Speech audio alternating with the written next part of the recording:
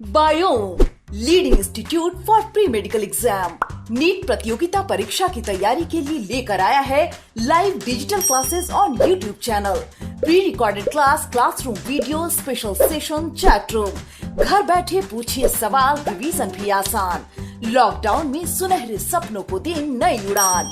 Biome Nagratoli और Hinoo Ranchi, admission going on. Biome leading institute for pre medical exam. Good morning everyone, सभी को very good morning. हम लोगों ने स्टार्ट किया था पढ़ना किंगडम मोनरा के बारे में, और किंगडम मोनरा में हमने बात कर लिया है कि जो किंगडम मोनरा के मेंबर्स हैं उनका फीचर क्या होता है, यानी इस किंगडम का फीचर क्या होता है, ये हम लोगों ने बात किया हुआ है। एंड दैट सेगमेंट जिसमें हमने बात किया about features of prokaryotes, that was very important, है ना। आप उन सारे पॉइंट्स को ध्यान रखिएगा अच्छे से।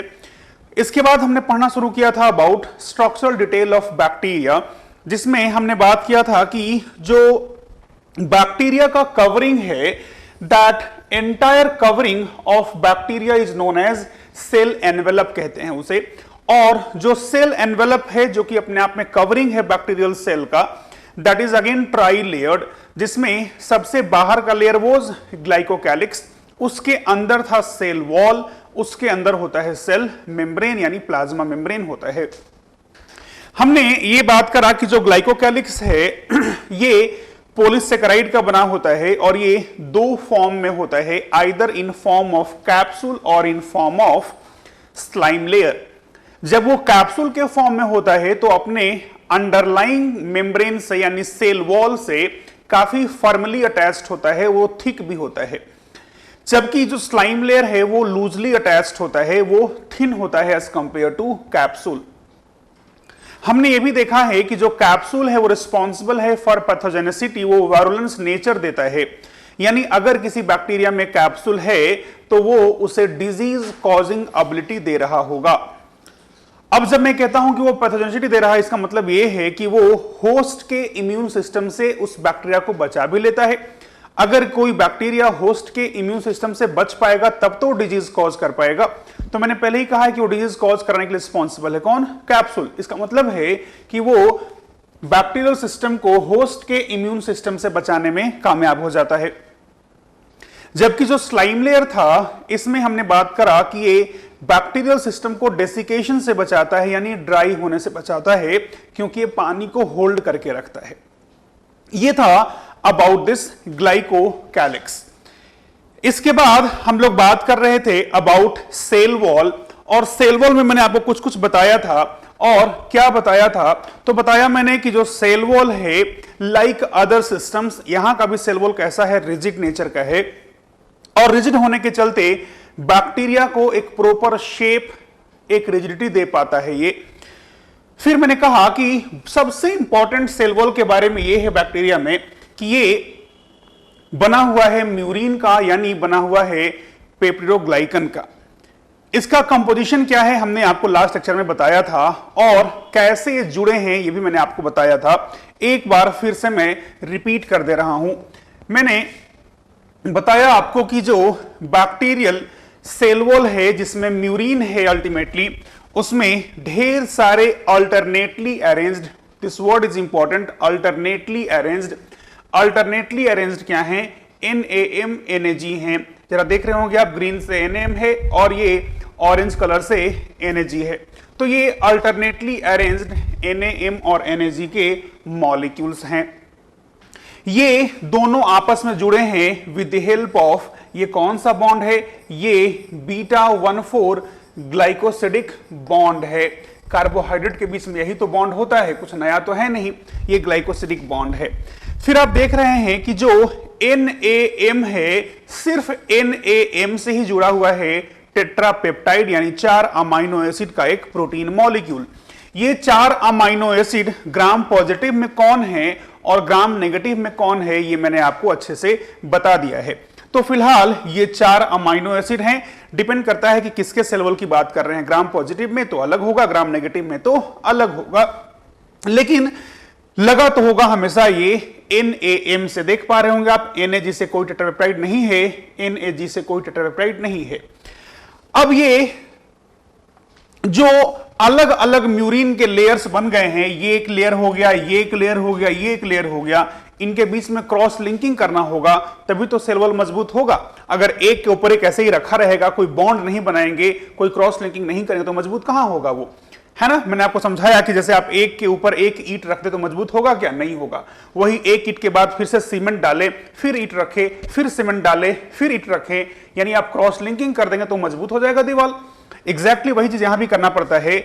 यहां जो दो टेट्रापेप्टाइड है उनके बीच में पेंटाग्लाइसिन ब्रिज होता है जो कि रिस्पॉन्सिबल होता है फॉर क्रॉस लिंकिंग। मैंने बताया था अभी, तो वो स्लाइड आपके पास चला गया है कि ये पेंटाग्लाइसिन ब्रिज है, यानी 5 ग्लाइसिन के मॉलिक्यूल हैं। ग्लाइसिन क्या होता है, सिंपलेस्ट अमाइनो एसिड होता है। तो 1 2 3 4 and 5, this 5 molecules are nothing but glycine only. इसे कहा आपने पेंटाग्लाइसिन है, जिसे आप कह सकते हैं क्रॉस लिंकिंग एजेंट है, राइट। तो ये पेंटाग्लाइसिन ब्रिज है जो कि क्रॉस लिंकिंग किए हुए है अलग अलग टेट्रापेप्टाइड को, इस तरीके से बन जाता है ये म्यूरिन। अब यहां से और भी चीजें कुछ इंपॉर्टेंट हैं। इंपॉर्टेंट ये है कि दो मैं चीजें लिख रहा हूं, एक तो है पेनिसिलिन और दूसरा नाम लिख रहा हूं मैं सीफेलोस्पोरीन।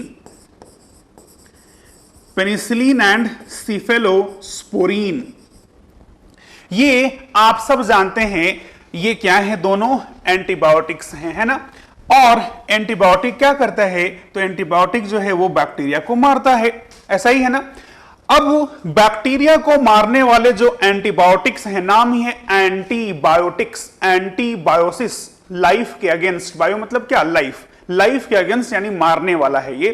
तो जो एंटीबायोटिक होते हैं वो यूजुअली बैक्टीरिया के द्वारा बनाए जाते हैं यूजुअली, और बैक्टीरिया को मारने के ही काम आते हैं वो। तो फिलहाल ये जो पेनिसिलिन और सीफेलोस्पोरीन है ये बैक्टीरिया को मारता ही है लाइक अदर एंटीबायोटिक, लेकिन अलग अलग एंटीबायोटिक का अलग अलग मोड ऑफ एक्शन होता है। यानी मारेंगे बैक्टीरिया को ही, लेकिन कोई कान पकड़ के मारेगा, कोई फ्लैजिला पकड़ के मारेगा, है ना, अलग अलग तरीका हो सकता है मारने का। अब ये जो दो एंटीबायोटिक हैं अपने आप में स्पेशल इसलिए हैं, आपके लिए इंपॉर्टेंट इसलिए हैं कि ये जो दो एंटीबायोटिक हैं अनलाइक अदर एंटीबायोटिक, ये क्या करते हैं, जो क्रॉस लिंकिंग है सेल वॉल का उसे नहीं होने देते हैं, है ना। क्रॉस लिंकिंग जो है ये नहीं होने देते हैं, ध्यान रखिएगा। Penicillin and cephalosporin are responsible for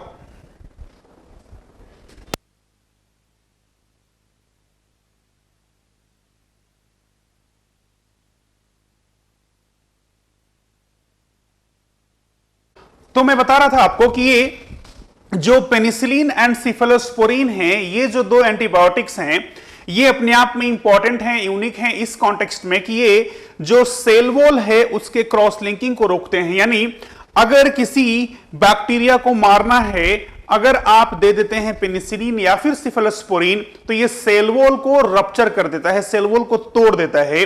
कैसे, तो ये क्रॉस लिंकिंग पे काम करता है, क्रॉस लिंकिंग नहीं होने देता है, यानी अल्टीमेटली सेल वॉल खत्म हो गया, और सेल वॉल खत्म होगा तो अल्टीमेटली बैक्टीरिया तो मर जाएगा, राइट।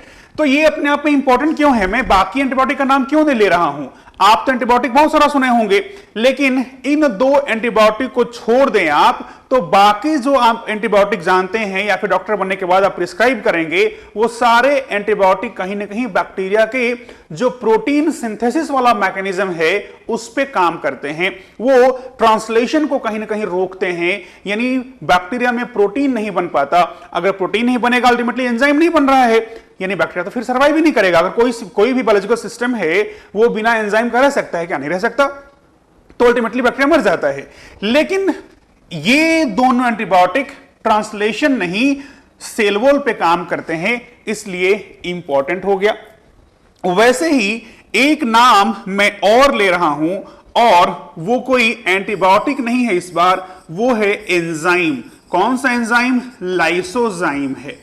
कौन सा एंजाइम बेटा, लाइसोजाइम। आप पढ़ते हैं जूलॉजी में, ये एंजाइम आपके टीयर में यानी आपके सिक्रेशंस में, आपके सलाइवा में, आपके टीयर में ये मिलता है, ये भी एंटी बैक्टीरियल नेचर का होता है, ये भी बैक्टीरियोसाइडल होता है, बैक्टीरिया को मारता है। लेकिन फिर से वही बात, इसका भी काम करने का तरीका अलग है। ये अलग क्या है? तो ये जो NaM और NAG के बीच का जो बॉन्ड है, उस बॉन्ड को तोड़ देता है। ध्यान दीजिएगा, मैंने कहा है कि ये जो लाइसोजाइम है वो इस बॉन्ड को तोड़ देता है, यानी इट क्लीव्स ग्लाइकोसिडिक बॉन्ड। अब इंपॉर्टेंट ये तो है ही कि ग्लाइकोसिडिक बॉन्ड को तोड़ता है, लेकिन उससे ज्यादा इंपॉर्टेंट ये है कि ये ग्लाइकोसिडिक बॉन्ड बिटवीन NaM और NAG को तोड़ता है, NAG और NaM के बीच का नहीं। समझिएगा अच्छे से मैं क्या बोलना चाह रहा हूं। ये रहा NaM, ये रहा NAG, यहां के बीच को बॉन्ड, यहां जो बीच का बॉन्ड है, इसे कौन तोड़ सकता है? इसे तोड़ सकता है लाइसोजाइम। ये जो NAG और NaM है, इनके बॉन्ड को नहीं तोड़ता है कौन? लाइसोजाइम। ध्यान रखिएगा, एंजाइम तो आप जानते ही हैं, दिखाता है स्पेसिफिसिटी, है ना। जैसे आप समझते हैं ना कि जैसे लॉक एंड की थ्योरी से आप समझते होंगे एंजाइम के बारे में, एंजाइम का जो मोड ऑफ एक्शन, उसे समझने के लिए आपने पढ़ा है लॉक एंड की हाइपोथेसिस। एग्जैक्टली वैसे ही ये जो एंजाइम है वो NaM और NAG को पहचानता है, NAG और NaM को नहीं। ध्यान रखिएगा, सिली मिस्टेक नहीं हो।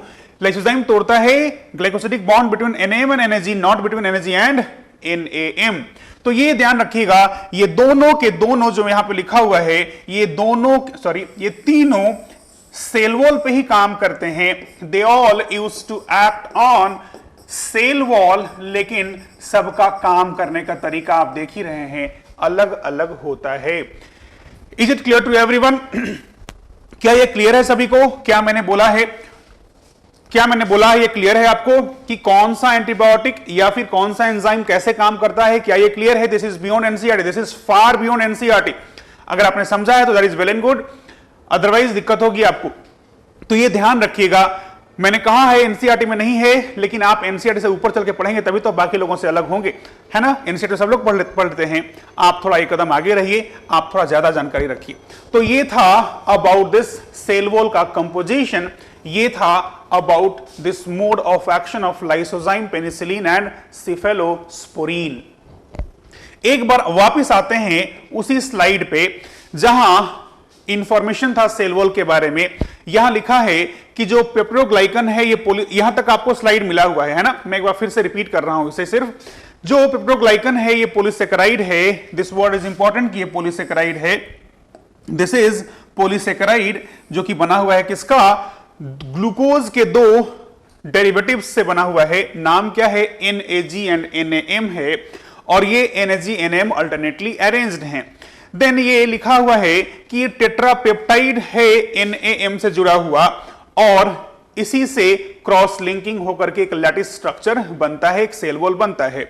जो 4 अमाइनो एसिड्स हैं उसे मैंने कल आपको एक नया स्लाइड लेकर के खुद से हाथों से लिख करके आपको बताया था, वैसे यहां भी लिखा हुआ है वो पॉइंट। आगे बढ़ते हैं फिर और बात करते हैं आगे।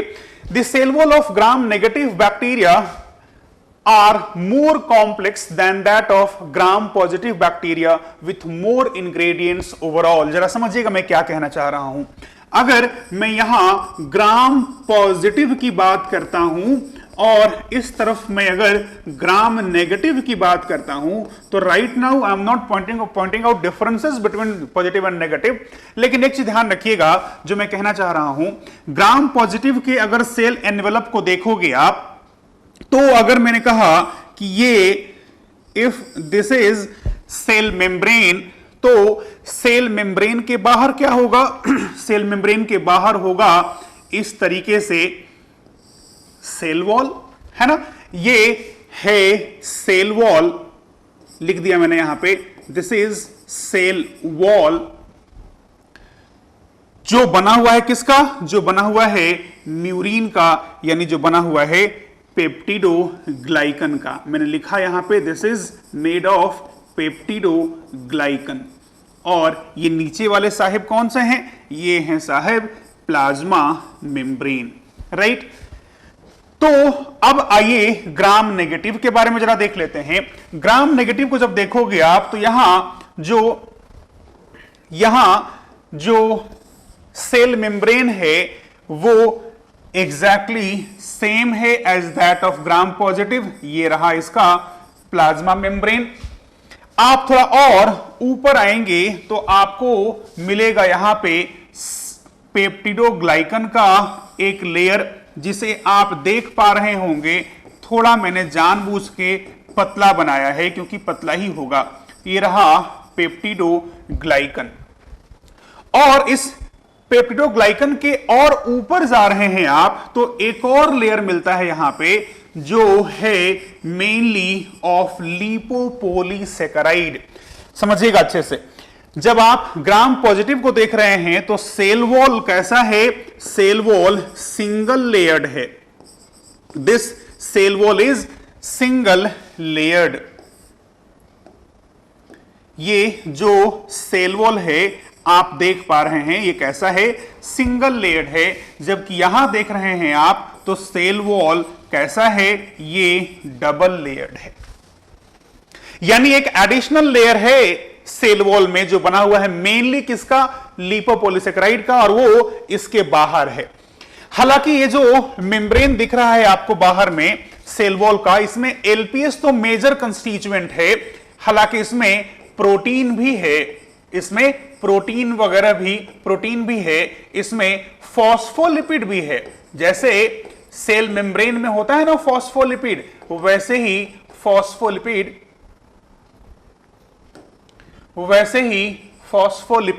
आपको समझ लेना। ये फॉस्फोलिपिड लिखा हुआ है, मेरे पास स्पेस नहीं है, तो वैसे ही फॉस्फोलिपिड भी यहां पर देखने को मिलता है। एक बार वापस चलिए जरा समझते हैं, एक बार फिर से यहां पे देखिए। यहां ग्राम नेगेटिव का जो सेल वॉल है उसे दिखाना चाहा हूं मैं।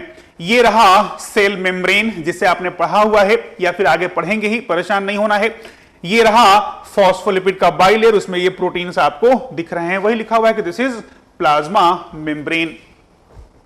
इसके बाहर जा रहे हैं तो आपको मिल रहा है ये पेप्टिडोग्लाइकन का एक लेयर, और आप और ऊपर जा रहे हैं तो आउटर मेम्ब्रेन है ना। ये सेल वॉल का ही ये दिस इज यहां से लेकर के यहां तक क्या है? This is cell wall only. लेकिन आप देख पा रहे हैं इस म्यूरिन लेयर के बाहर एक और लेयर है जिसे आप कह रहे हैं आउटर मेम्ब्रेन, और इस आउटर मेम्ब्रेन में फॉस्फोलिपिड भी दिख रहा है आपको। ये रहा फॉस्फोलिपिड। यहां कुछ प्रोटीन्स भी हैं, जैसे रेड से बना हुआ है, या फिर यहां लिखा हुआ पोरीन, ये भी अपने आप में this is also type of protein. मैं बताऊंगा अभी क्या है ये, तो ये भी क्या है? अपने आप में प्रोटीन ही है। तो जैसे सेल मेम्ब्रेन में फॉस्फोलिपिड बाइलेयर हुआ करता है, वैसे ही यहां भी फॉस्फोलिपिड बाइलेयर है। यहां ये जो फॉस्फोलिपिड है उससे जुड़ा हुआ है कुछ सेकेराइड, तो नाम हो गया उसका लिपोपोलीसेकेराइड। लिपिड प्लस सेकेराइड तो नाम हो गया लिपोपोलीसेकेराइड, राइट। तो ध्यान रखना है कि जो ग्राम नेगेटिव का सेल वॉल है वो डबल लेयर्ड है। लिख रहा हूं मैं यहां पे, दिस इज डबल लेयर्ड। लेकिन यहीं पे बात खत्म नहीं होती है। क्यों? क्योंकि इंपॉर्टेंट ये है कि डबल लेयर्ड होने के बावजूद ये जो सेल वॉल है ग्राम नेगेटिव वाला वो थिन है as compare to cell wall of gram positive. फिर से कंफ्यूज नहीं होना है। मैंने कहा कि जो ग्राम नेगेटिव का सेल वॉल है वो डबल लेयर्ड है क्योंकि म्यूरिन भी है और म्यूरिन के बाहर एक आउटर मेम्ब्रेन भी है। ये आउटर मेम्ब्रेन मेनली किसका बना हुआ है? लिपोपोलीसेकेराइड का, जिसे शॉर्ट में एलपीएस कहते हैं, और ये मेन कंस्टिट्यूएंट है, यानी ये ढेर सारा आपको यहां पे देखने को मिलता है, राइट। अब मैंने कहा कि cell wall of gram negative is double layered, लेकिन जब आप ग्राम पॉजिटिव से कंपेयर करते हैं इसके थिकनेस को, तो थिकनेस इसका कम है। क्यों कम है? तो फिर तीसरा पॉइंट मैं बना रहा हूं यहां पे। कारण यह है कि जो यहां पे म्यूरिन है उसका अमाउंट कम है। म्यूरिन है तो सही, लेकिन जितना ग्राम पॉजिटिव में हुआ करता है उतना यहां पे नहीं है। इसी कारण से डबल लेयर्ड होने के बाद भी ये पतला रह गया, और ग्राम पॉजिटिव वाला सेल वॉल सिंगल लेयर रहने के बाद भी मोटा है, राइट। तो ये जो सेल वॉल है ग्राम पॉजिटिव वाला कैसा है, थिक है, ये सिंगल लेयर्ड है, जबकि ग्राम नेगेटिव वाला सेल वॉल कैसा है, ये डबल लेयर्ड है और थिन है। ध्यान रखिएगा, थिन या फिर थिक किसी के रेफरेंस में है, तो इसके रिस्पेक्ट में वो थिक है, उसके रिस्पेक्ट में ये थिन है। ये क्या है, दिस इज आउटर मेम्ब्रेन, जो कि मेनली बना हुआ है लिपोपोलीसेकेराइड का। अब ये जो आउटर मेम्ब्रेन है, जिसमें मैंने कहा मेजर कंस्टिट्यूएंट लिपोपोलीसेकेराइड है, इसमें आप देख पा रहे हैं पोरीन प्रोटीन मिलता है ना। अब ये जो पोरीन प्रोटीन है, ये है क्या, समझिएगा अच्छे से। पोरीन प्रोटीन को आप देखें और देखने से कुछ आइडिया लग जाएगा आपको। ये अपने आप में एक बैरल शेप का है ना, this is barrel shaped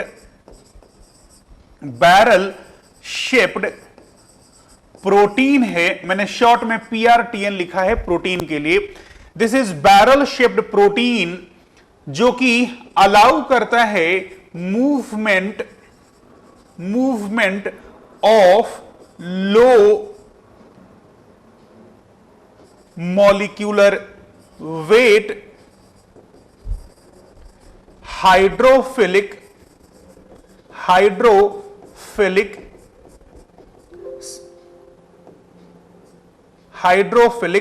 substances।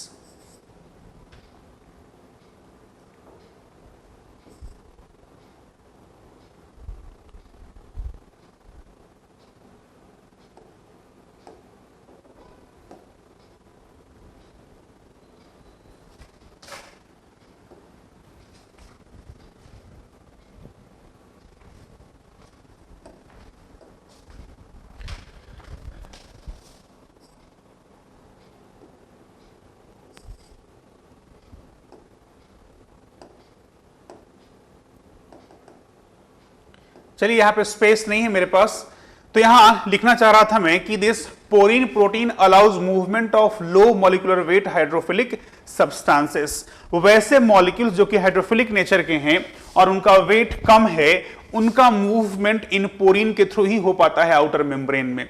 अगर कोई मॉलिक्यूल हाइड्रोफिलिक नेचर का है तो जरा खुद सोचो, आप पढ़े हुए हैं या फिर नहीं पढ़े हैं तो भी आपको आइडिया होगा कि जो फॉस्फोलिपिड है उसका हेड कैसा होता है। Head part is polar. तो कोई भी हाइड्रोफिलिक मॉलिक्यूल है यानी पोलर मॉलिक्यूल है, वो हेड तक तो पहुंच जाएगा, लेकिन अगर अंदर आना है तो फिर ये टेल कैसा होता है, टेल हाइड्रोफोबिक होता है। यानी कभी भी हाइड्रोफिलिक मॉलिक्यूल को ये टेल जो कि हाइड्रोफोबिक है आने ही नहीं देगा, तो फिर मूवमेंट कैसे होगा। इसीलिए वैसे मॉलिक्यूल जो कि हाइड्रोफिलिक हैं उनको मूव कराया जा सके, इसलिए यहां पे क्या है, एक अलग से प्रोटीन है, नाम है उसका पोरीन प्रोटीन। ये बैरल शेप का है, इसके अंदर से कोई भी हाइड्रोफिलिक मॉलिक्यूल अंदर आ सकता है या फिर अंदर से बाहर जा सकता है। तो ध्यान रखिएगा, ये पोरीन प्रोटीन का मिलना किसका फीचर है, ग्राम नेगेटिव का है, क्योंकि पोरीन कहां देखने को मिल रहा है, आउटर मेम्ब्रेन में। आउटर मेम्ब्रेन कहां मिलता है, सिर्फ ग्राम नेगेटिव में। ध्यान रखिएगा, पोरीन सिर्फ कहां मिलता है, ये मिलता है सिर्फ और सिर्फ ग्राम नेगेटिव के सेल वॉल में। ठीक बात है, चलिए आगे आइए। तो ये this space between cell wall and cell membrane is periplasmic space. क्या कहते हैं इसे, पेरीप्लाज्मिक स्पेस कहते हैं। और मैंने इसलिए इसको छेड़ा है कि मैं आपको बता सकूं कि ये पेरीप्लाज्मिक स्पेस का नेचर कैसा है। तो ये lysosomal in nature, lysosomal in activity, यानी ये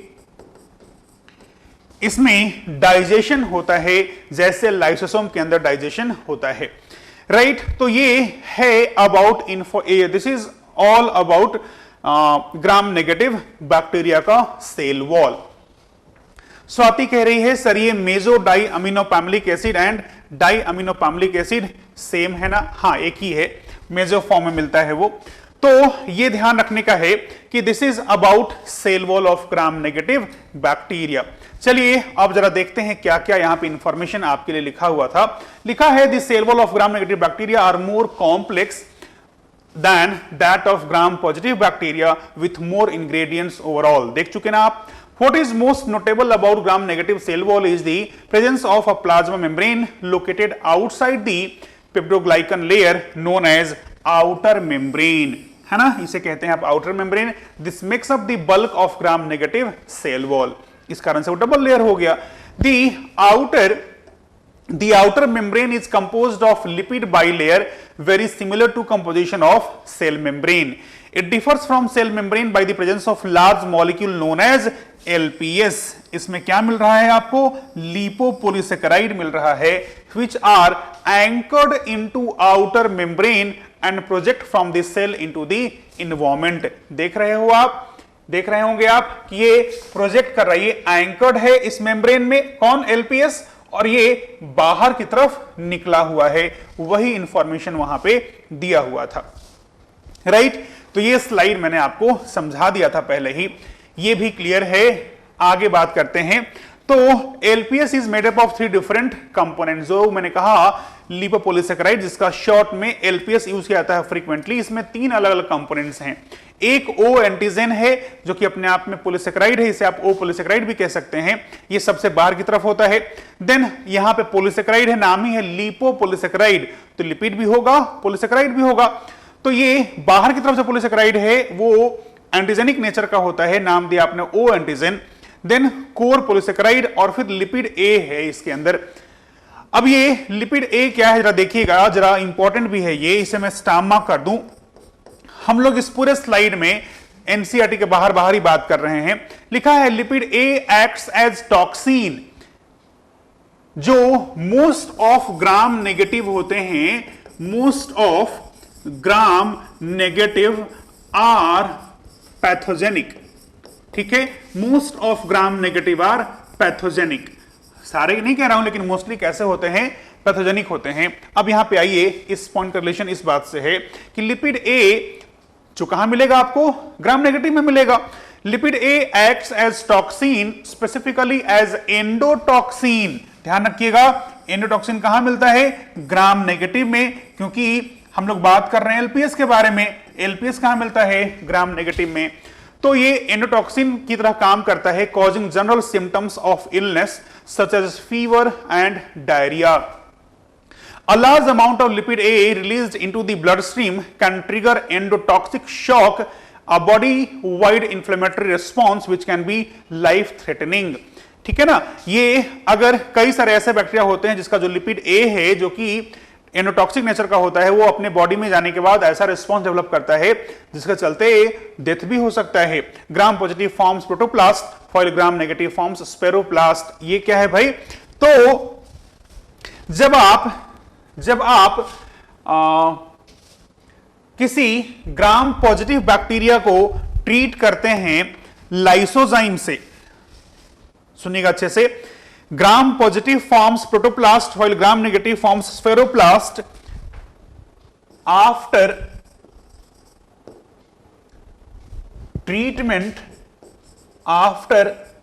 treatment with लाइसोजाइम।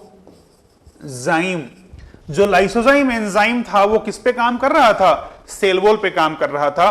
तो जब आप ग्राम पॉजिटिव वाले बैक्टीरिया को आप ट्रीट करते हैं लाइसोजाइम से, तो सेल वॉल गायब हो गया। तो किसी भी सेल के अंदर से आप सेल वॉल निकाल दोगे तो क्या कहते हैं उसे? आप उसे कहते हैं प्रोटोप्लास्ट।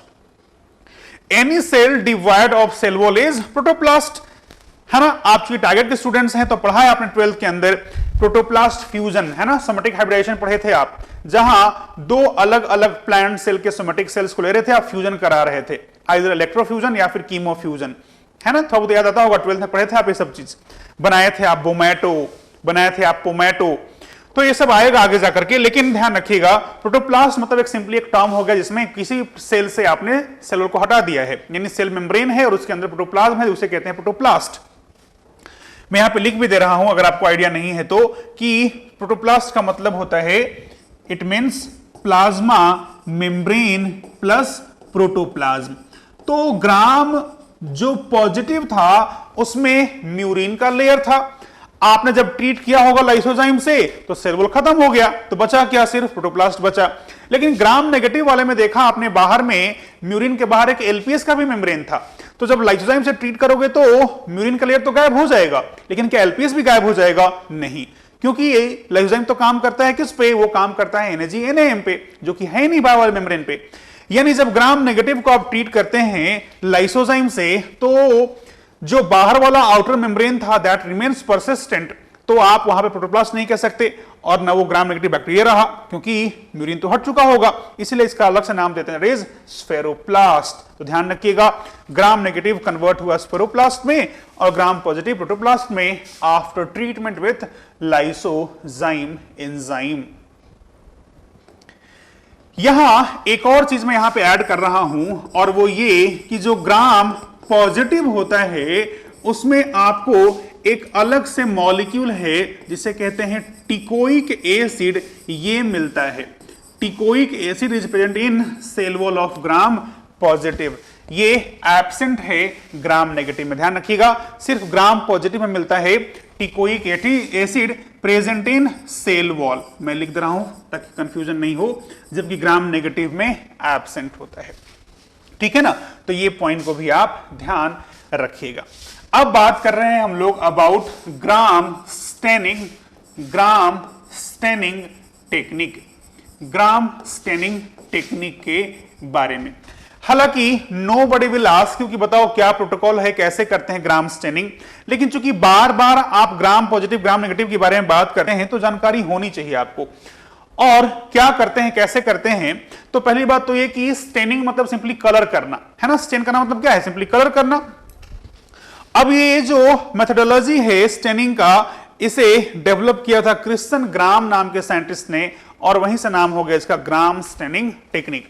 जैसे ग्राम स्टेनिंग है वैसे ही और भी कई सारे तरीके हैं स्टेनिंग के, लेकिन आपको पढ़ना है, आप मैक्सिमली जो पढ़ सकते हैं वो है ग्राम स्टेनिंग, इससे ज्यादा आपको ज्यादा पढ़ने की जरूरत नहीं है। कैसे करते हैं आप, तो पहले बनाते हैं बैक्टीरियल स्मीयर। ये क्या है, तो आप सिंपली एक ग्लास स्लाइड लेते हैं, अच्छे से उसको साफ करेंगे अल्कोहल से, और आप उस स्लाइड को होल्ड करेंगे लाइक दिस। यानी अगर ये स्लाइड है तो इसको आप साइड से ऐसे होल्ड करेंगे, ऐसे होल्ड नहीं करेंगे, ऐसे होल्ड करेंगे साइड से। ऐसा क्यों?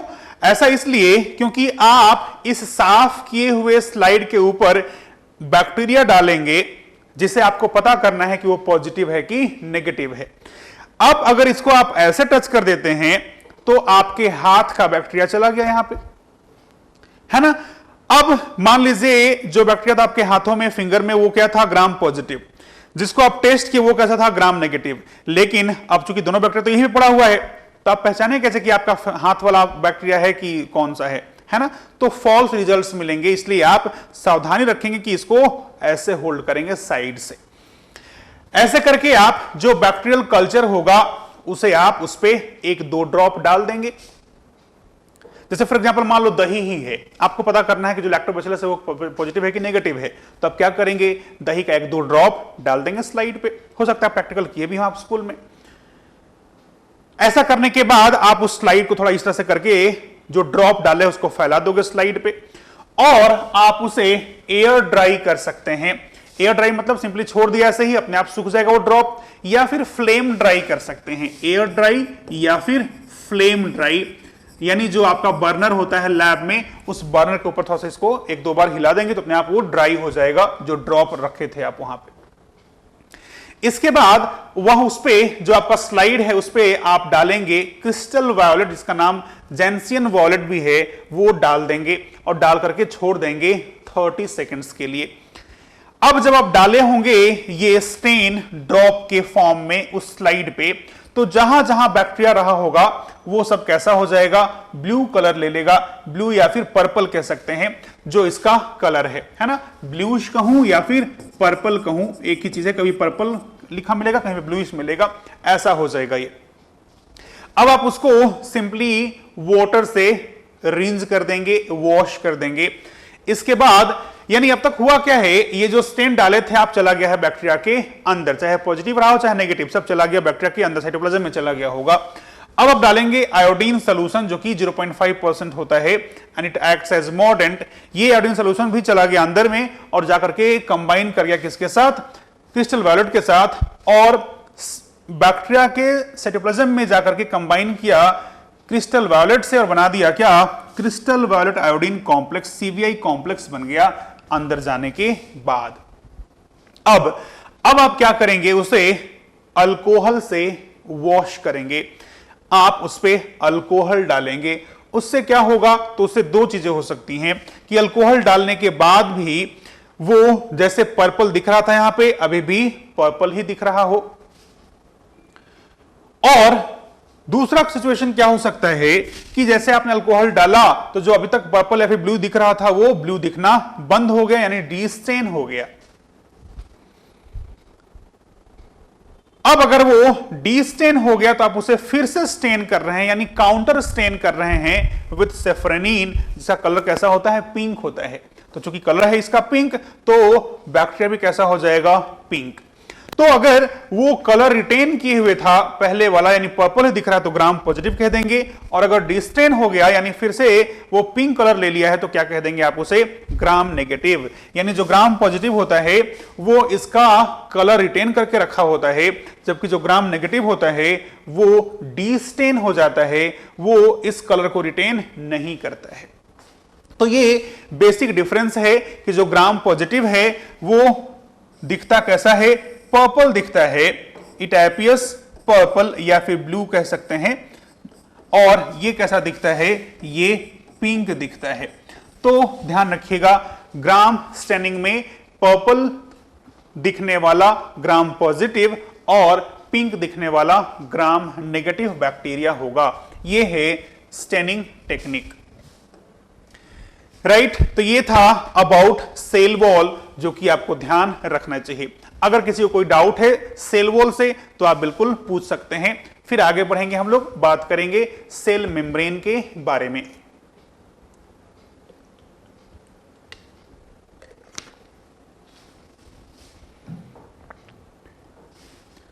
सेल वॉल तो क्लियर है बेटा, क्या सबको समझ में आ रहा है?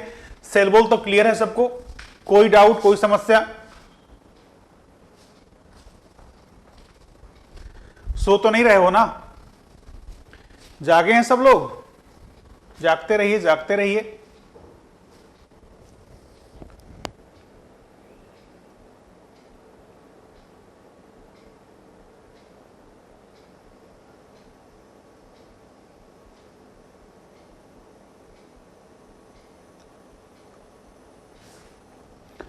पंकज को क्लियर है। स्वाति कह रही है sir gram negative is more pathogenic than gram positive. देखो ऐसा, अगर आपका कहने का यह मतलब है कि ग्राम नेगेटिव ज्यादा लीथल होता है, यानी ज्यादा उसका वायरुलेंस होता है, क्या ऐसा नहीं कहना चाहिए, ऐसा नहीं कहा है मैंने कहा है कि मान लीजिए 100 ग्राम पॉजिटिव है और 100 ग्राम नेगेटिव बैक्टीरिया है, तो 100 में से 80 होंगे ग्राम नेगेटिव ऐसे जो कि पैथोजेनिक होंगे, और ग्राम पॉजिटिव जो 100 है उसमें से 10 ही या फिर 25 ही होंगे जो पैथोजेनिक होंगे। तो इस कॉन्टेक्स्ट में मैंने कहा है कि most of gram negative are pathogenic, जबकि ये line applicable gram positive pay नहीं है। ऐसा इट्स नॉट कि जो ग्राम नेगेटिव है उसका वायरुलेंस का जो एबिलिटी है वो ज्यादा है, यानी वो ज्यादा लिथलिटी कॉज करता है, ऐसा नहीं बोला है मैंने कहा कि जितने ग्राम नेगेटिव है उसमें से most of disease causing nature रखते हैं, ऐसा मैंने बोला है। अदिति को भी क्लियर है, शबाना को भी क्लियर है, प्रीति को भी क्लियर है, और बाकी लोग सो रहे हैं लगता है ना यस सर बोल रहे हैं ना नो सर बोल रहे हैं।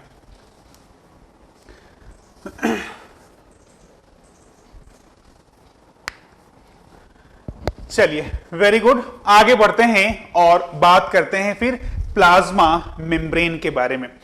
ये जो सिचुएशन अभी है कि आपको डाउट नहीं हो रहा है, ये कहीं ना कहीं मैं समझता हूं कि कहीं ना कहीं नहीं होना चाहिए। There must be some doubt. इतना एफिशिएंट मैं नहीं हूं कि मैं आपको सारा कुछ समझा दूं, और ना इतना एफिशिएंट आप हैं कि सब कुछ समझ में आ जाता हो आपको। तो कहीं ना कहीं कुछ ना कुछ तो दिक्कत आनी चाहिए, चाहे आप समझ नहीं पाए हो या फिर मैं समझा नहीं पाया हूं। तो क्वेश्चन शुड बी रेज्ड, है ना। क्वेश्चंस बिल्कुल पूछते रहिए आप लोग, क्वेश्चन पूछेंगे तो आपका भी डाउट क्लियर होगा, और अगर आप समझ रहे हैं तो डाउट होगा ही होगा। है ना कुछ तो मन में उत्सुकता आता ही है कि हाँ ऐसा होगा वैसा होगा, तो पूछ लेना चाहिए आपको, है ना। पूछते रहा कीजिए, अच्छा लगता है बताने वाले को भी और अच्छा लगेगा आपको भी जब आपके डाउट्स एड्रेस हो जाएंगे। तो चलिए आगे बढ़ते हैं और बात करते हैं सेल एनवेलप के तीसरे लेयर के बारे में, जो कि है प्लाज्मा मेम्ब्रेन, है ना। अब बात करेंगे हम लोग प्लाज्मा मेम्ब्रेन के बारे में। ये जो प्लाज्मा मेम्ब्रेन है, जिसे आप प्यार से मोहब्बत से सेल मेम्ब्रेन भी कहते हैं, प्लाज्मा लेमा भी कहते हैं, तो आप जिस नाम से बोल लीजिए, ये प्लाज्मा मेम्ब्रेन है या फिर सेल मेम्ब्रेन है या फिर प्लाज्मा लेमा है, इसका जो स्ट्रक्चर आप पढ़ते हैं यूकैरियोटिक सेल के अंदर, यानी एक लिपिड का लेयर है, फिर एक लिपिड का लेयर है और दोनों तरफ में प्रोटीन है, यानी भले ही टारगेट 4 और 5 वाले अभी सेल मेम्ब्रेन नहीं पढ़े हैं आप चैप्टर के अंदर, लेकिन इतनी जानकारी तो आप सबके अंदर होगी, आप जितना तो जानते ही होंगे कि जो सेल मेम्ब्रेन है उसका स्ट्रक्चर सैंडविच की तरह होता है, जिसमें phospholipid bilayer remains sandwiched between proteins from either side. किसी भी सेल मेम्ब्रेन में फॉस्फोलिपिड बाइलेयर हुआ करता है और ये फॉस्फोलिपिड बाइलेयर सैंडविच्ड होता है between proteins from either side, यानी ऊपर भी प्रोटीन है, नीचे भी प्रोटीन है और बीच में फॉस्फोलिपिड का बाइलेयर हुआ करता है। ऐसा होता है सेल मेम्ब्रेन। अगर फीचर की बात करें तो cell membrane quasi fluid nature का होता है, यानी थोड़ा सा विस्कस होता है फ्लूइड लेकिन थोड़ा सा विस्कस है, पानी जैसा, बिल्कुल पानी जैसा नहीं है, वो क्वासी फ्लूइड है और वो सिलेक्टिवली परमिएबल है, वो डायनेमिक है, सेल्फ रिपेरेबल है। ऐसे फीचर्स होते हैं सेल मेम्ब्रेन के।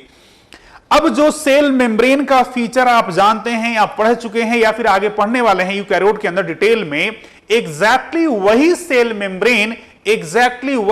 मेम्ब्रेन यहां भी है, कोई डिफरेंस नहीं है। हां, एक डिफरेंस आप यहां पे कोट कर सकता हूं मैं, और वो डिफरेंस ये है कि जो प्लाज्मा मेम्ब्रेन है प्रोकैरियोट्स का, वहां कोलेस्टेरॉल एब्सेंट है। आप जब पढ़ेंगे सेल मेम्ब्रेन या फिर पढ़े होंगे तो वहां बड़े मजबूती से, बहुत स्ट्रांगली ये पॉइंट आया होगा कि कोलेस्ट्रॉल मिलता है और ये कोलेस्ट्रॉल देता है स्टेबिलिटी टू सेल मेम्ब्रेन। जहां फॉस्फोलिपिड देता है फ्लूइडिटी, वो देता है इलास्टिसिटी, वहीं कोलेस्ट्रॉल देता है थोड़ा स्ट्रेंथ, वो देता है थोड़ा स्टेबिलिटी। तो मैं कह रहा हूं कि जो प्लाज्मा मेम्ब्रेन है प्रोकैरियोट का, वहां कोलेस्ट्रॉल एब्सेंट है। ये अपने आप में एक अंतर है जो बहुत छोटा अंतर है, यानी ओवरऑल स्ट्रक्चर में तो कोई अंतर नहीं है, बस एक कंपोनेंट वहां जो मिलता है यूकैरियोट में वो यहां पे नहीं है, और उसके जगह पे क्या मिलता है, उसके जगह पे इंस्टेड ऑफ कोलेस्ट्रॉल क्या मिलता है, यहां होपेनॉइड मिलता है। क्या मिलता है बेटा? होपेनॉइड इज प्रेजेंट। कोलेस्ट्रॉल के जगह पे होपेनॉइड देखने को मिलेगा आपको प्रोकैरियोटिक सेल मेम्ब्रेन के अंदर। अदरवाइज और कोई अंतर स्ट्रक्चर वाइज तो नहीं है। पता नहीं यहां पे लिखा है या नहीं लिखा है, लेकिन जब आप एनसीईआरटी नहीं लिखा है, जब आप एनसीईआरटी पढ़ेंगे तो वहां क्लियरली लिखा हुआ है कि जो सेल मेम्ब्रेन है प्रोकैरियोट का, that is structurally same as that of eukaryotic cell membrane. अच्छा लिखा है जी, सेकेंड पॉइंट ही तो है, this membrane is similar structurally to that of eukaryote. ये लाइन एनसीईआरटी का ही है, यानी ये हो गया अपने आप में इंपॉर्टेंट। तो स्ट्रक्चर में अंतर नहीं है, वैसे ही प्रोटीन, वैसे ही लिपिड का 2 लेयर, फिर वैसे ही प्रोटीन है, बस कंपोजिशन में एक अंतर है, वो भी एक माइन्यूट सा अंतर है, कोलेस्ट्रॉल नहीं होपेनॉइड मिलता है। तो ध्यान रखिएगा इस पॉइंट को। अब दूसरी चीज ये है कि अगर मैंने कहा कि ये किसी बैक्टीरिया का, सपोज ये किसी बैक्टीरिया का सेल वॉल है, दिस इज सेल वॉल, ये इसके बाहर मैंने ड्रॉ कर दिया, ये मान लीजिए ग्लाइकोकैलिक्स है, एक रफ स्केच कर रहा हूं, ये मान लिया कि ग्लाइकोकैलिक्स है, either in form of slime layer और इन फॉर्म ऑफ कैप्सूल। तो अंदर आइए, आप अंदर आएंगे तो क्या मिलेगा, ये रहा सेल मेम्ब्रेन। लेकिन जो सेल मेम्ब्रेन है उसमें मैंने कुछ अजीब सा बनाया है।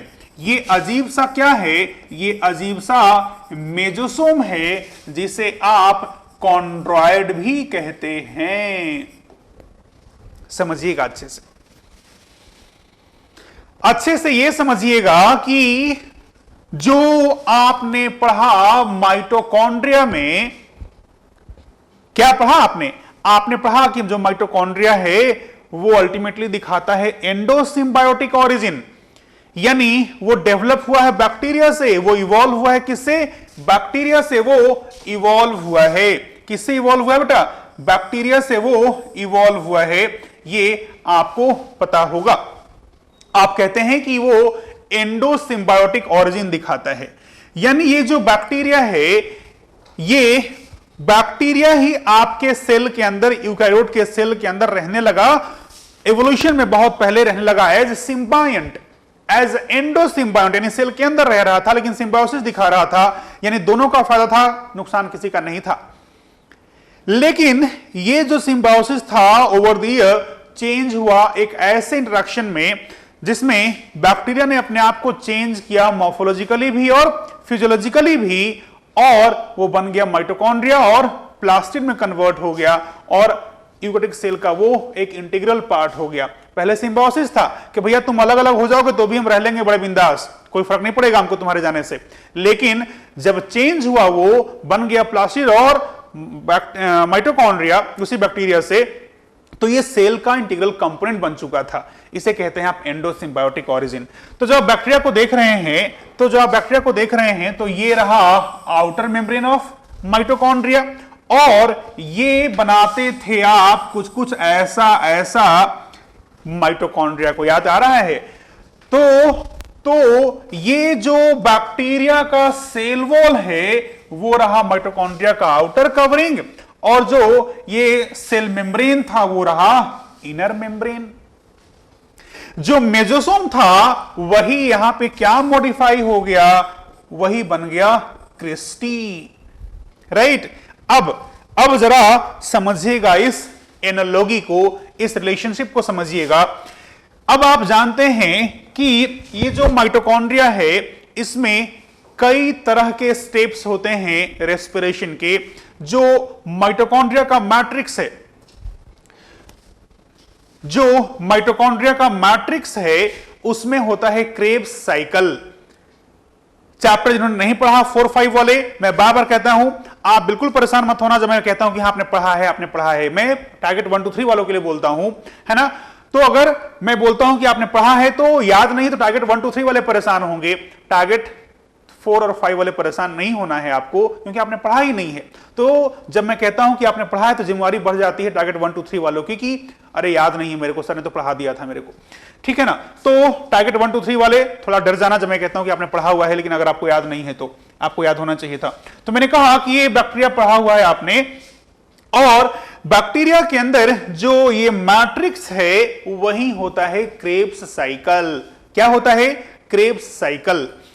अब लॉजिकल है कि अगर मैंने कहा क्रेब्स साइकिल का site of occurrence is this mitochondrial matrix, अगर माइटोकॉन्ड्रिया के मैट्रिक्स में होता है क्रेब्स साइकिल, तो जरा आप मुझे बताओ कि क्रेब्स साइकिल जिसमें ढेर सारे रिएक्शंस होते हैं, करीब 10 के आसपास मान लीजिए, वो सारे के सारे एंजाइम को भी कहां होना चाहिए? मैट्रिक्स में ही होना चाहिए ना, है ना? अगर मैंने कहा क्रेब्स साइकिल होता है माइटोकॉन्ड्रिया के मैट्रिक्स में, तो क्रेब्स साइकिल में पार्टिसिपेट होने वाले एंजाइम कहां होने चाहिए? ऑब्वियसली मैट्रिक्स में होने चाहिए। लेकिन वाला बड़ा इंपॉर्टेंट है।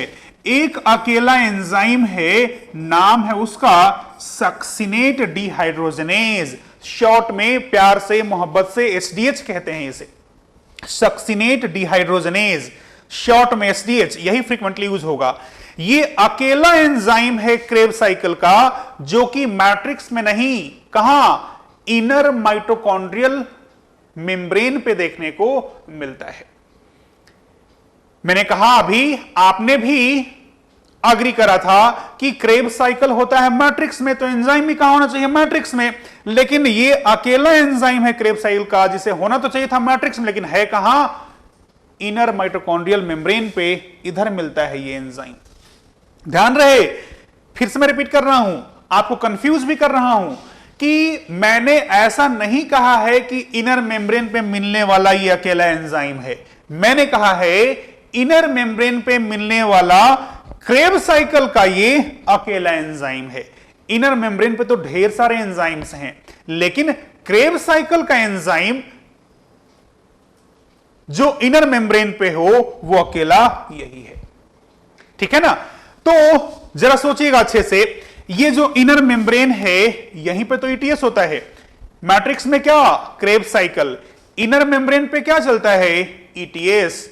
अब चूंकि मैंने कहा कि जो यहां का इनर मेम्ब्रेन है वो यहां का क्या है, सेल मेम्ब्रेन है, यानी यहां से एक इंपॉर्टेंट कंक्लूजन निकला, वो ये कि जैसे इनर माइटोकॉन्ड्रियल मेम्ब्रेन पे ईटीएस होता है, रेस्पिरेटरी पाथवेज चलते हैं, एग्जैक्टली वैसे ही सारे ईटीएस के स्टेप्स कहां चलते हैं, यहां पे सेल मेम्ब्रेन पे, क्योंकि इसका cell membrane mitochondria inner membrane एक ही चीज तो है ना। इसलिए ध्यान रखिएगा, जो सेल मेम्ब्रेन है माइटोकॉन्ड्रिया का या फिर जो मेजोसोम है, ये मेजोसोम है, तो ये जो मेजोसोम है या फिर जो सेल मेम्ब्रेन है that is functionally same as inner mitochondrial membrane.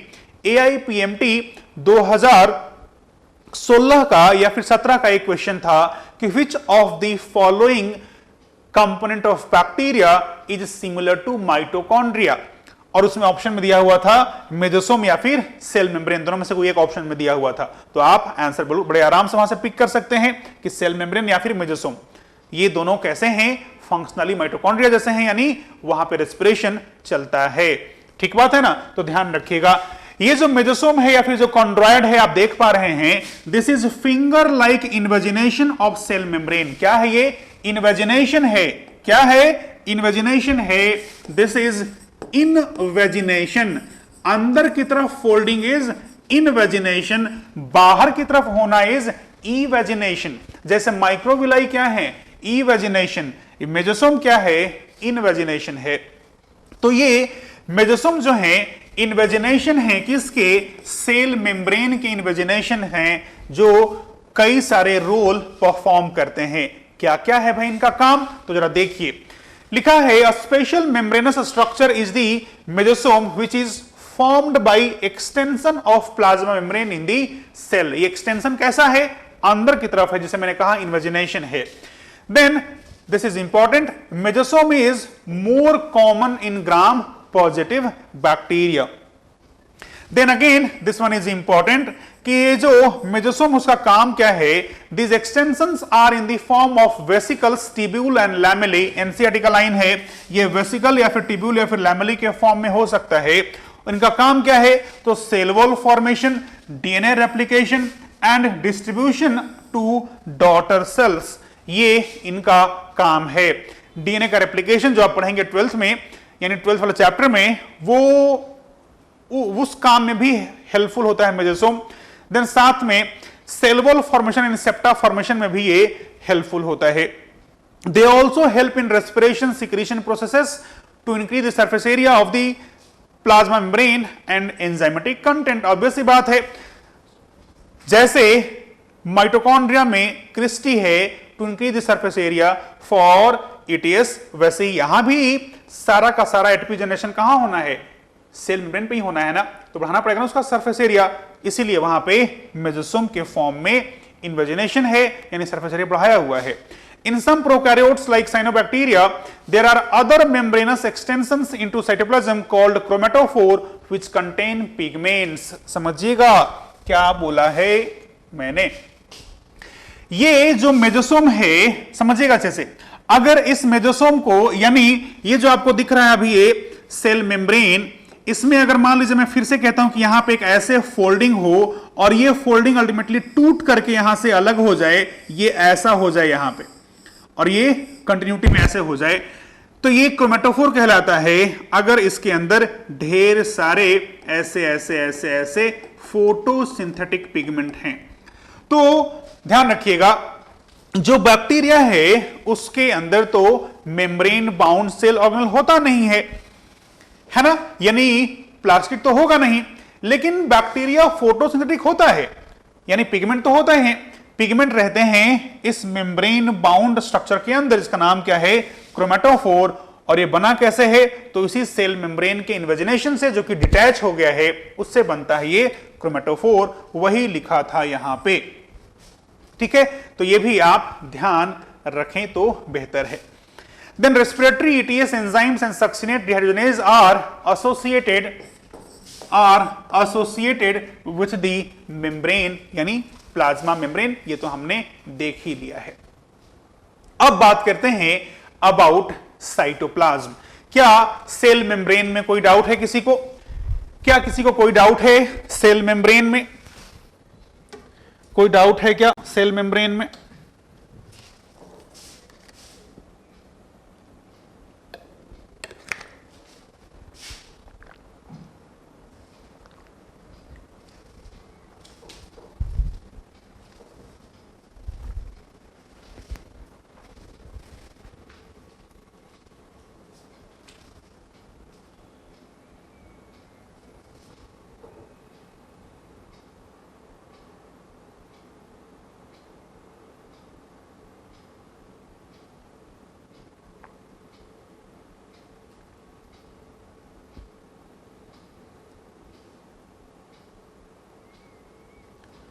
चलिए ठीक है, आगे बढ़ता हूं।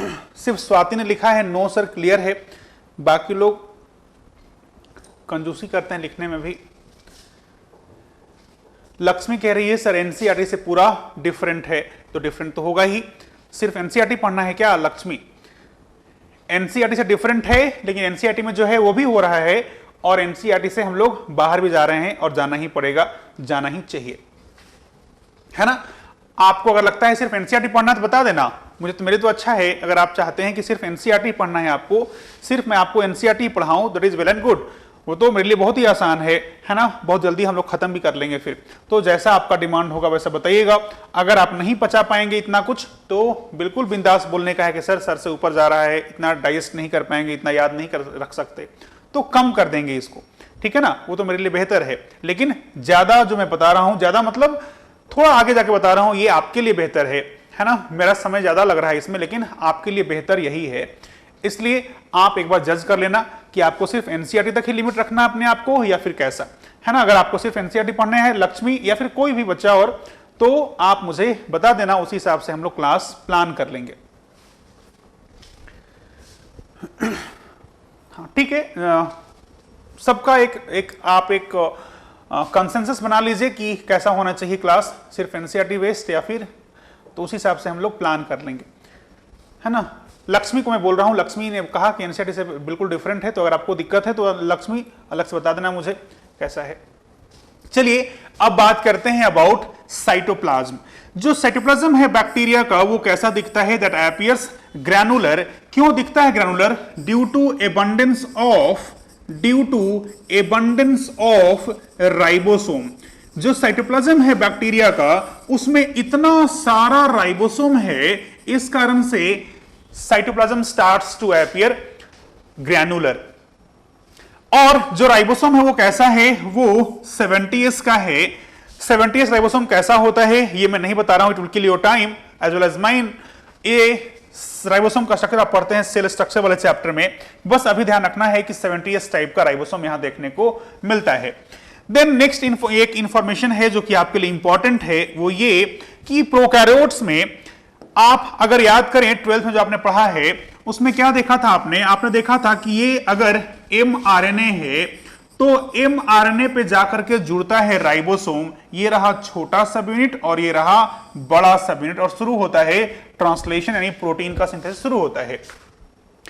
अब प्रोकैरियोट्स में क्या होता है, एक साथ 4 से लेकर के 6 राइबोसोम अटैच हो जाते हैं, like this 4 to 6 ribosome remains attach to same RNA. और जब ऐसा होता है तो उसे क्या कहते हैं, आप कहते हैं उसे पोलीसोम। इंपॉर्टेंट है ये टर्म, आप कहते हैं उसे पोलीसोम या फिर पोलीराइबोसोम या फिर कहते हैं एर्गोसोम। ये जो ढेर सारे राइबोसोम्स एक एमआरएनए में जाकर जुड़ गए हैं, इसी को कहते हैं आप पोलीसोम या फिर पोलीराइबोसोम या फिर एर्गोसोम। पूछा था क्वेश्चन एआईपीएमटी वही 16-17 के आसपास ही कि which of the following is not an inclusion body।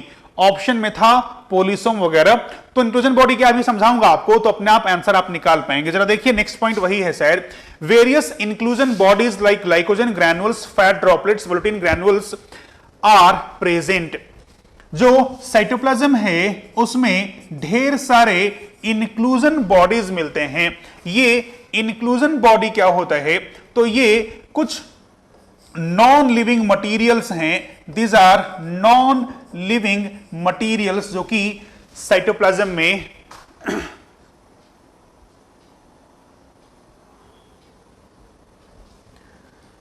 Lakshmi क्या लिख रही हो बेटा, मुझे पता नहीं चल रहा है, क्लियर लिखो। लक्ष्मी पता नहीं चला तुम क्या लिख रही हो। तो मैंने कहा कि साइटोप्लाज्म में ढेर सारे नॉन लिविंग नेचर के मॉलिक्यूल्स पड़े हुए हैं। ये नॉन लिविंग मॉलिक्यूल्स कहलाते हैं क्या, इंक्लूजन बॉडीज कहलाते हैं। जैसे ग्लाइकोजन है तो लिविंग मॉलिक्यूल होता है, मॉलिक्यूल है, वैसे ही फैट होता है या फिर वहीं पे वोल्यूटिन ग्रैन्युअल होता है। ये वोल्यूटिन ग्रैन्युअल क्या है, तो this is actually polymetaphosphate, this is polymetaphosphate है ये भी अपने आप, जैसे एनर्जी सोर्स होता है ना एटीपी से एनर्जी कैसे मिलता है, जो फॉस्फेट के बॉन्ड्स हैं वो टूटते हैं तो एनर्जी रिलीज होता है, वैसे ही यहां भी फॉस्फेट के बॉन्ड टूटते हैं एनर्जी मिलता है। तो लिख रहा हूं मैं यहां पे, ये भी क्या है, they are source of energy है, जैसे कि एटीपी हुआ करता है। तो ये सब अलग अलग नॉन लिविंग मॉलिक्यूल्स हैं जिसे आप कहते हैं इंक्लूजन बॉडी, ठीक है ना।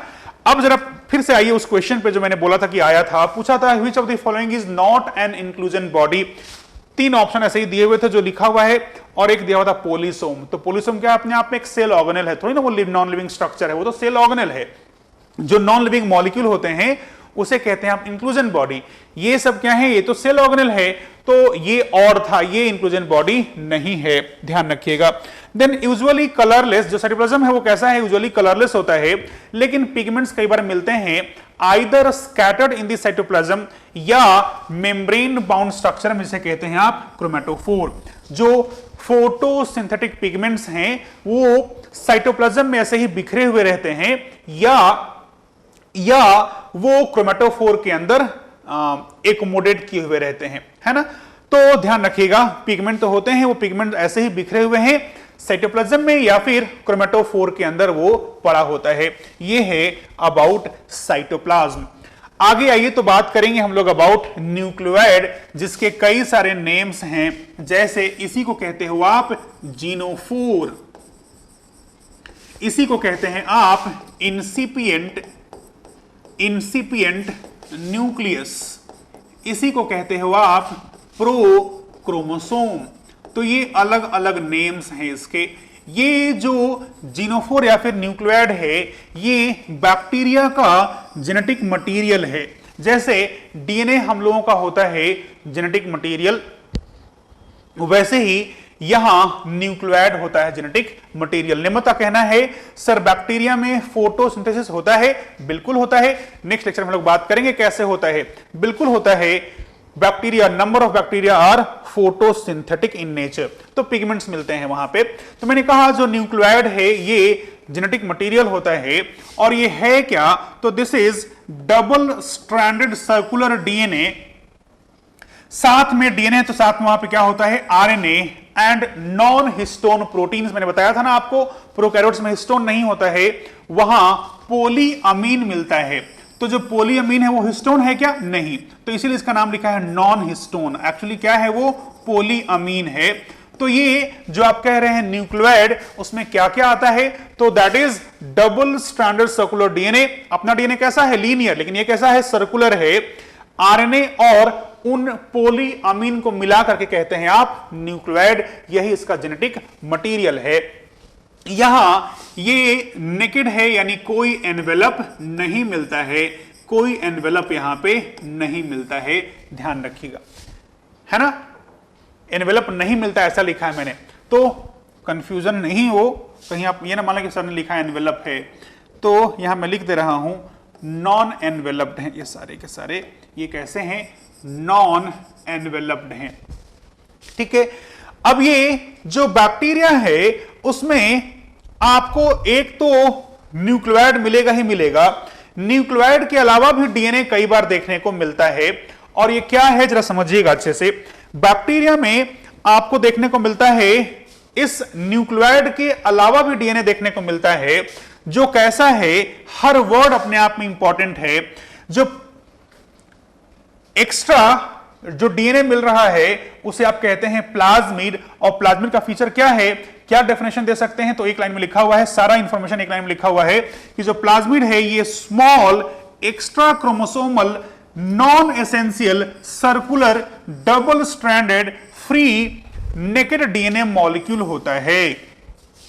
यानी जैसे न्यूक्लियोइड डीएनए है वैसे ही प्लाज्मिड भी क्या है, डीएनए ही है, जो कैसा है, डबल स्ट्रैंडेड है ना। इसमें हिस्टोन नहीं है जैसे यहां पे नहीं था, ये एक्स्ट्रा क्रोमोसोमल है क्योंकि इसे आपने कहा है प्रो क्रोमोसोम, यानी ये है जेनेटिक मटेरियल, तो ये तो एक्स्ट्रा है ना, तो लिख दिया है एक्स्ट्रा क्रोमोसोमल है, साइज में छोटा है, और ये सर्कुलर है जैसे कि ये था। इस पे अल्टीमेटली ये डीएनए ही है ना, तो डीएनए है तो जीन्स तो होंगे, लेकिन कैसे जीन्स हैं, नॉन वाइटल जीन्स हैं। जरा समझिएगा अच्छे से,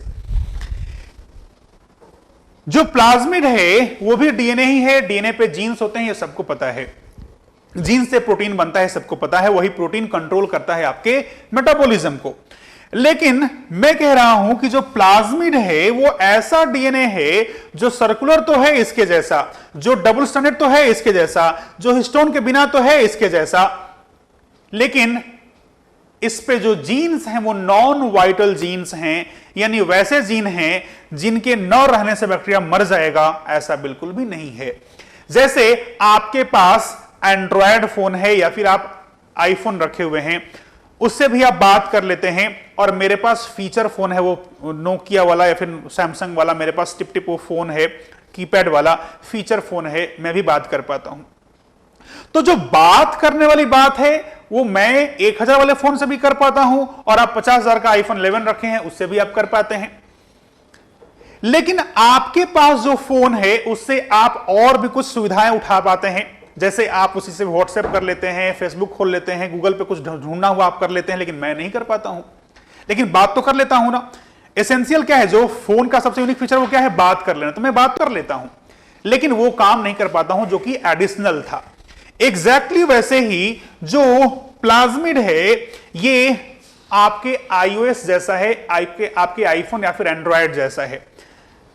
उसके होने से कुछ फायदा होगा मुझे, लेकिन अगर वो नहीं है, मेरे पास सिर्फ फीचर फोन ही है, यानी मेरे पास सिर्फ यही है, तो भी मेरा काम चल रहा है, मैं मरा नहीं जा रहा हूं उसके लिए। यानी प्लाज्मिड पे ऐसे जीन्स हैं जो कैसे हैं, नॉन वाइटल है। यानी मान लो फॉर एग्जांपल रेस्पिरेशन का जो जीन है वो कैसा होगा, वो वाइटल है बैक्टीरिया के लिए। अगर वो जीन नहीं हो तो बैक्टीरिया बचेगा क्या, नहीं बचेगा, तो वाइटल जीन्स हो गए, वो कहां रहते हैं, यहां पे। लेकिन कुछ ऐसे जीन्स हैं जिनका प्रोटीन बनेगा तो फायदा होगा, लेकिन अगर वो नहीं बने तो बैक्टीरिया मर जाएगा। इतना इंपॉर्टेंट है वो जीन, इतना इंपॉर्टेंट है वो प्रोटीन, ऐसा बिल्कुल भी नहीं है। तो मैंने वही कहा कि प्लाज्मिड पे जो जीन्स हैं वो कैसे हैं, नॉन वाइटल जीन्स हैं। ये प्लाज्मिड कैसे होते हैं, सेल्फ रेप्लिकेटिंग होते हैं, और इसी को फीचर को तो आप यूज करते हैं जब पढ़ते हैं आप बायोटेक्नोलॉजी, है ना, जब पढ़ते हैं आप अबाउट वेक्टर्स, आप पढ़ते हैं अबाउट PBR 322, या फिर बात करते हैं आप BSc या फिर YSc के बारे में। तो प्लाज्मिड जो है वो सेल्फ रेप्लिकेटिंग होता है, एक्स्ट्रा क्रोमोसोमल होता है, सारा फीचर मैंने यहां से एक साथ लिख दिया है।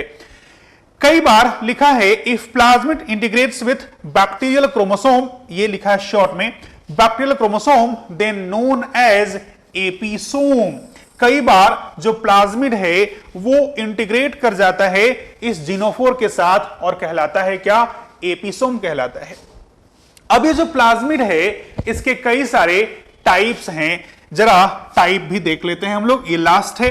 जैसे एक है आर प्लाज्मिड, जो कि किसी भी बैक्टीरिया में अगर मिल रहा है तो रेजिस्टेंस दे रहा होगा टू नंबर ऑफ एंटीबायोटिक्स। या फिर एफ प्लाज्मिड है, अगर ये प्लाज्मिड किसी बैक्टीरिया में है तो वो फर्टाइल होगा, उसे आप एफ पॉजिटिव कहते हैं, उसे आप मेल कहते हैं, जो फिर से हम लोग पढ़ेंगे कंजुगेशन तब आएगा वापस। वैसे ही किसी में टीआई प्लाज्मिड होता है जो कि ट्यूमर इंड्यूसिंग प्लाज्मिड है। कहां देखने को मिलता है ये आप पढ़ते हैं एग्रोबैक्टीरियम ट्यूमिफेसियंस, जब आप पढ़ते हैं बायोटेक्नोलॉजी वहां पे आएगा ये। तो ये टीआई प्लाज्मिड भी है एक। वैसे ही एक कॉल प्लाज्मिड भी होता है जो रिलीज करता है कोलिसीन, जो कि एंटीबैक्टीरियल होता है। मैं फिर से यहां पे रिपीट कर रहा हूं, जो आर प्लाज्मिड है it gives resistance to bacteria against antibiotic, resistance against antibiotics. आप इसीलिए जानते होंगे, सुनते होंगे कि कोई हल्का फुल्का तबियत खराब हो तो एंटीबायोटिक नहीं खाना चाहिए तुरंत भर में, या फिर खाते हैं तो पूरा डोज पूरा करना चाहिए। अगर डोज पूरा नहीं करते हैं आप तो एंटीबायोटिक खा लिए। मान लीजिए मुझे सर्दी था, मैंने एंटीबायोटिक खाया, एक खाया भी, आराम मिल गया, शाम में खाना छोड़ दिया, फिर आगे खाया ही नहीं। इसका मतलब क्या हुआ? तो मुझे आराम तो मिल गया, नहीं बैक्टीरिया का नंबर कुछ कम तो हुआ, लेकिन मैंने क्या करा, उस बैक्टीरिया को एक्सपोज कर दिया उस एंटीबायोटिक से। देखो भैया एक ऐसा भी एंटीबायोटिक है जो तुमको मारने में काम आएगा। अब वो बैक्टीरिया एक्सपोज होता है तो अपने अंदर चेंजेस लाता है और वो रेजिस्टेंस हो जाता है उस एंटीबायोटिक के लिए। तो आने वाले अगर कई सालों में ऐसे ही करता रहूं मैं, तो एक समय ऐसा आएगा जब वो एंटीबायोटिक का मेरे पे असर ही नहीं होगा, क्योंकि वो बैक्टीरिया जो है वो तो रेजिस्टेंस हो चुका होगा। तो ये अगर प्लाज्मिड है तो ये रेजिस्टेंस दे रहा होता है किसी भी एंटीबायोटिक को अगेंस्ट एंटीबायोटिक।